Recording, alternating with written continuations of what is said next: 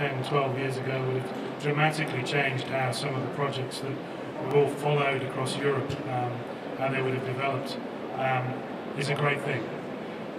So from my experience, the absence of the ability to have IHE type of capabilities has held us back immensely. What IHE allows us to do is to make what I would call innovation platforms available.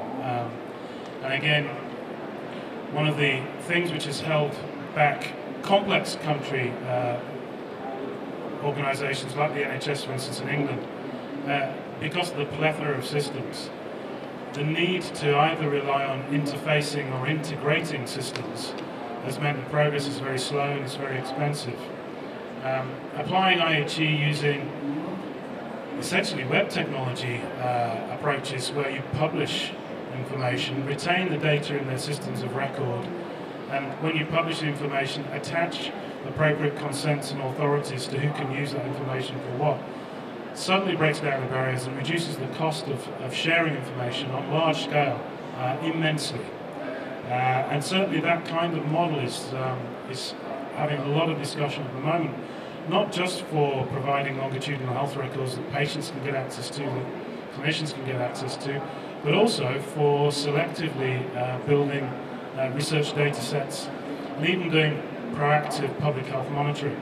If I know that you've had a blood test, even though the blood test might be for high cholesterol to see how your diet's going right on, if we test automatically for kidney disease, and we can collect all of the data sets that are around your particular kidney function over the years, perhaps we can put some proactive public health monitoring as well.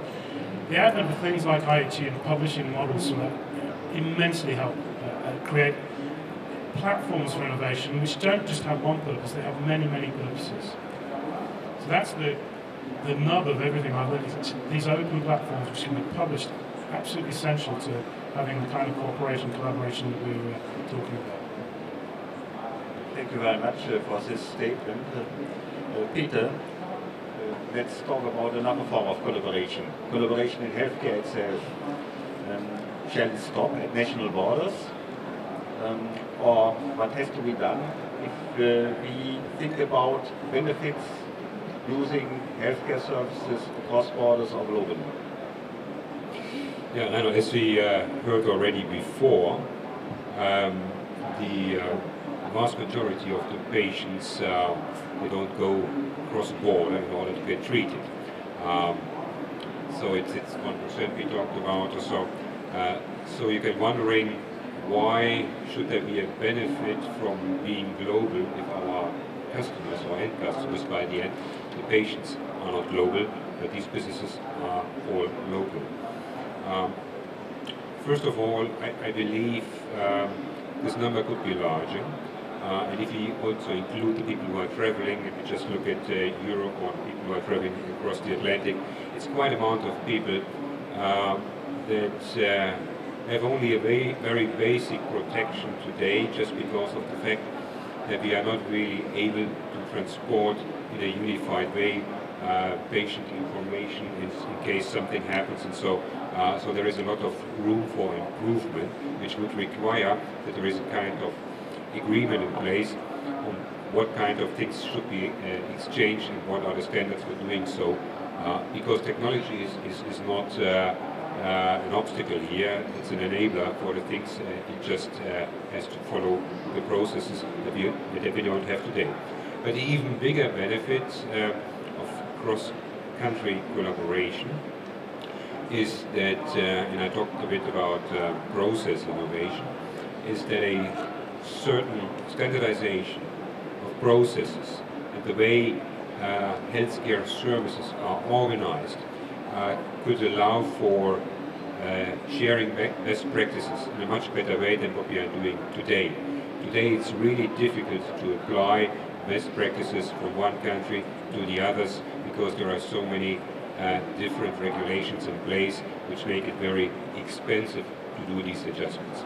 So there is a huge benefit that would come along with this in order to reduce the costs of making technology available, in order to reduce the costs to increase patient safety on the other side and all the benefits that come along with this. So therefore, I appreciate very much that there are a number of initiatives are going on at this point in time to make improvements in that direction. But from my personal perspective, we are not going fast enough on that one. Thank you very much, Peter. Peter, you just said, if I understood you well, technology is only an enabler, but Sven, without technology, nothing will happen. Therefore, I have a question to you. What has to be worked on if we want to use the global available infrastructure for e-health solutions? What are the challenges and what are perhaps successful approaches to come to a globally usable infrastructure for e-health solutions? Okay, to prevent a 5-hour discussion now, I probably just mentioned like two examples for both. So let me start with the challenges. I mean, right now, and I think that reflects what Molly and Kevin said already, there is a problem around standards. I mean, I can give you an example. If you would try to connect, let's say, 100 GPs in the UK, you could probably be lucky because there is a market provider that covers 60% of the market. Everyone knows the name. In Germany, if you want to connect 100 GPs, you will have 99 different practice software systems. So there's no unified, let's say, standard to connect them all together. Secondly, and that's kind of not completely related to technology, I would say the data privacy, the consent issue in all of the countries is a big holdback of e-health technologies, because there are huge discussions going on which, what data can I jointly use and what can I transfer from one part to another, what does the patient need to do in that process? That's a huge issue. That needs to be solved. In terms of, let's say, things that, that are already, or that would be enabling, I think, and I repeat myself, it's the clinician engagement. From the very beginning, work together with the people who actually use the system. Engage clinicians, providers of any client that you want to connect from the very beginning. Secondly, and I don't want to go back to the standard piece again, but of course, it's the stakeholder communication. It's really engage the whole community you want to connect. Otherwise, no one will understand what you're trying to do, and most of the people will be scared of your system, depending on the complexity of the whole e-health solution you want to install. Thank you very much, Sven. You talked about challenges and problems, and Lupo said in his statement, we should solve problems together. You are familiar with setting up alliances, Lupo. Alliances on a specific topic or strategic ones. How could we organize an alliance to solve all those problems we have just talked about? In all this discussion, we forget one important topic. This topic is trust. Molly spoke about data. Data, the trust in data, in working together, the alliance partners working together, it's also a matter of trust. And I'm very happy that some things like Medica and also alliances like Continua, where Petra is driving it forward, are existing. Because at the end, and I need to repeat it, it's a matter of trust. It's people business. From the technological perspective, companies who are existing on this planet, I'm very sure that they can solve it from the technological perspective. But at the end, governments needs to work together. At the end, the nurse needs to have trust in that what she sees in front of her, if she sees the patient record. And at the end, the patients needs to have the trust. And that's the reason why we're doing all this, is that the treatment goes at this way, that his problem is solved, and his problem is a health problem.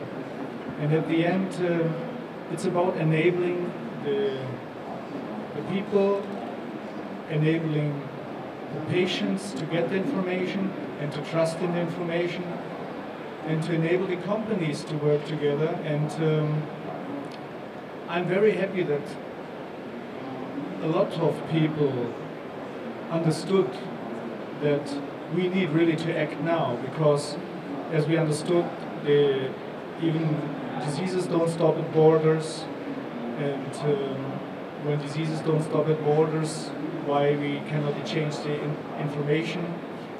But exchanging information is also not that the use of this information, the intelligent use of information, and in this point when the physician needs it or the patient needs that, and alliances, to come to the point, Reinhold, alliances is that, and I'm sure, and a lot of more people from the governmental perspective, and so I'm very happy that the United States of America trusts also in alliances. Alliances is that what will solve this problem worldwide on this planet Earth, and act now, let's work together, and I think we cannot speak 5 hours about that. Okay, I probably can do that, but at the end, let's see it as a setup to proceed these discussions and to develop these alliances much more, and let's help each other. Yeah, Luko, thinking about alliances, I would like to get a little bit more into the detail, Karl. You spoke about identifying common interests, become more practical. How could we do this? How could we come to a process that at the end we have identified common interests? I think this depends on what we are looking at. We looked in our Argus project across the Atlantic, talked to the American policy level, talked to the actors at this level, at the European Union, talked to WHO, talked to OECD, and at certain level, like benchmarking, seeing where are we really. Not even this is right now possible. You see, we have lots of statistics in e-health, but they don't fit together. The concepts even at this level are not identical, not to mention at the level of patient data. I mean, it's a long way to go. What are the interests? And I think on the policy level, that is clear. If you look at the Health Economic Forum, WHO, and so on, there's a strong interest in benchmarking. Just to identify 5 or 10 indicators which we could use to finally compare where are we in these fields, which even right now across the European Union is hardly possible.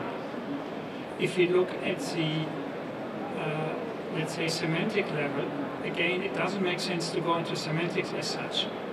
In the EPSOS project, colleagues try to identify how can we get across 27 countries the names of drugs identical. Even this doesn't work. So work on such a very limited field and see whether we could do something. I mean, there were discussions with the EMEA, European Medical Agency in London, but they don't have the mission to do this. FDA in the United States would be interested, but again, it's a question of mission. The drug companies to some extent are interested, to some extent of course not, because it would allow to compare drugs and compare prices. And they hate this, they don't want us to do this. So we would have to focus on a very small item and here dig into the details. IHE was mentioned. I mean, IHE is for the transfer of messages on the technical level, a big progress. At the semantic level, it doesn't work yet. And we have to get all these different agencies together. So focus on some small issue. Even at